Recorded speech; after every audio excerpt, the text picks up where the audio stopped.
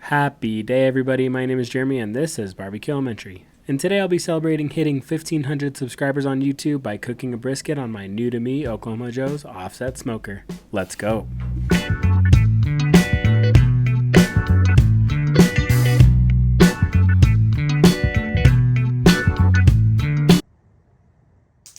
A few Christmases ago, I was hell-bent on cooking a brisket for this channel. At that point, I was cooking exclusively on a Traeger, and the night I decided to cook was a chilling 10 degrees. Now, I won't bore you with all the details, but the Traeger ran super hot all night to keep up with the frigid temperatures, and the brisket was sizzled to a crisp. But I still had to serve it at a Christmas party. And I was so disappointed with the cook that I took a break from filming for something like 2 years until about 6 months ago. And now that I'm back and into a groove, I decided to once again take a crack at cooking a brisket for all you lovely people on camera.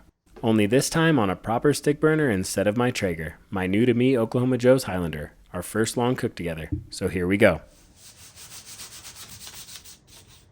I started with a huge 18-pound brisket. Typically I'd shoot for something a lot smaller, but it was my sister-in-law's birthday, so I had to go big. If you're new to brisket trimming, one thing to note is that the fat varies in consistency from super firm to soft and feathery. So it's important you have a sharp knife and keep your brisket in the fridge as long as possible so the soft fat doesn't get all warm and hard to work with. It's also a little important to not throw beef juice all over the counter, but hey, nobody's perfect. Once I had that mess semi-tidied, it was time for me to launch on in.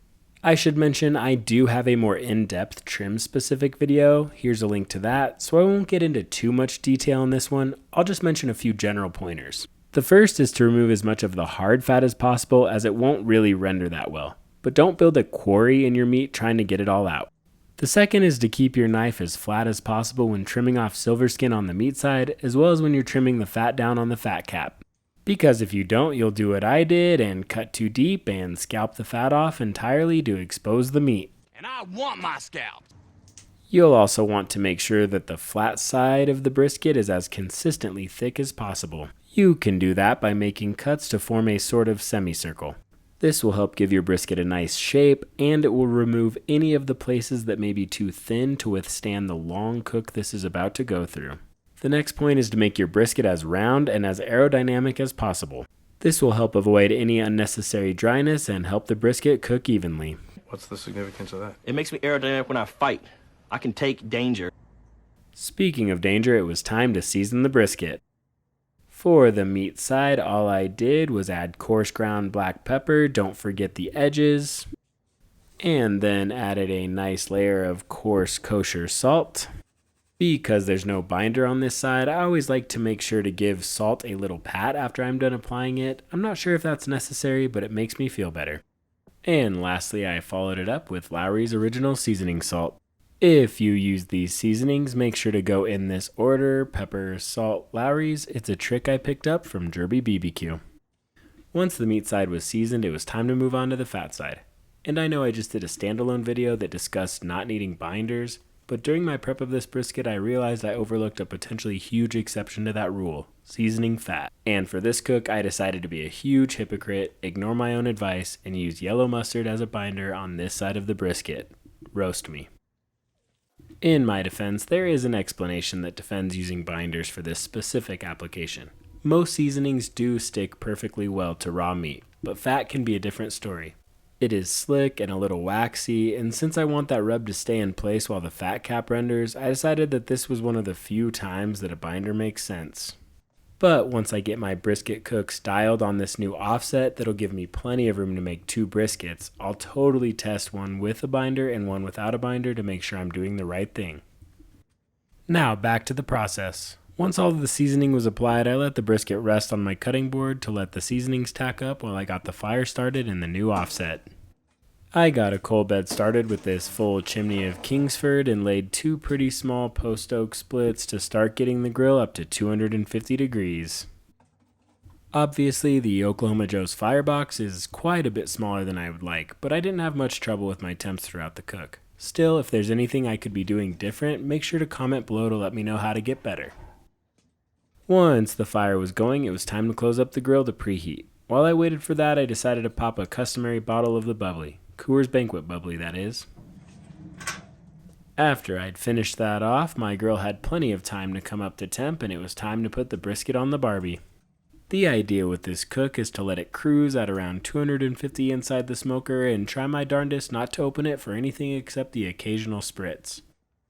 I also decided on the fly that I would make myself a little beef tallow, so off camera I trimmed as much meat off the fat from my trimmings as I could and put the foiled up fat into the smoker to render. Besides opening the pit to put in the fat, I made sure to wait till the 2-hour mark to open the pit again, and once I did, I just quickly made sure everything was looking good and nothing was drying out. During the in-between times, I was just managing the fire like a boss to make sure she ran as close to 250 as possible.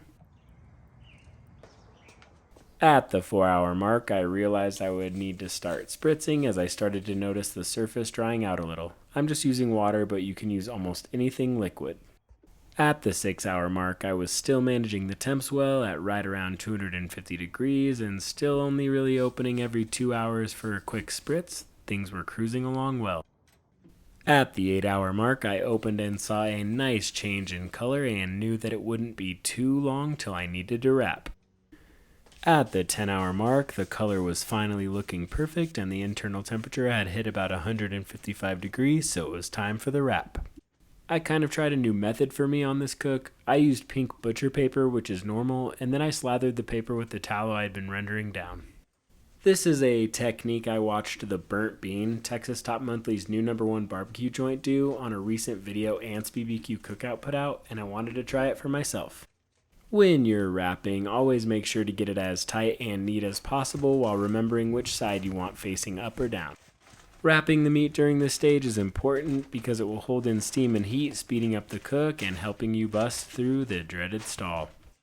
It also keeps in lots of moisture that you may otherwise lose, giving you a head start on your fight against drying your brisket out. There's a reason they call pink paper the Texas crutch. Once my wrap job was all neat and tidy, it was time to go back onto the smoker till the end of the cook. After about 3.5 more hours, the brisket was temping out at 202 degrees and the meat was incredibly probe tender, so it was time to take it out for its rest. I layered some aluminum foil and paper in my cooler and set the brisket in with a towel on top. I like to hold my briskets like this for at least 2 hours before I slice in to make sure the brisket retains its moisture when it's time to serve.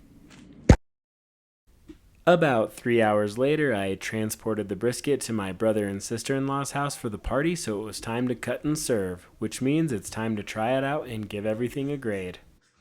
For the cook portion, I was pleased at how well I was able to hold temperatures on the smoker, and really the only notes I have for myself is to improve a bit on the trim. I think I can definitely get the surface of the fat side of the brisket smoother with a little practice, so for the cook portion, I'll give myself a B- and give myself notes for improvement. Now on to the eye and taste test. I will say the bark looked pretty good. I could see a few places that I could have seasoned a little bit better, so that's a note for next time. And generally, I think the brisket looked nice and moist. I really try not to squeeze brisket for camera, and because I was serving a lot of folks and wanted everyone to be able to enjoy, I refrained.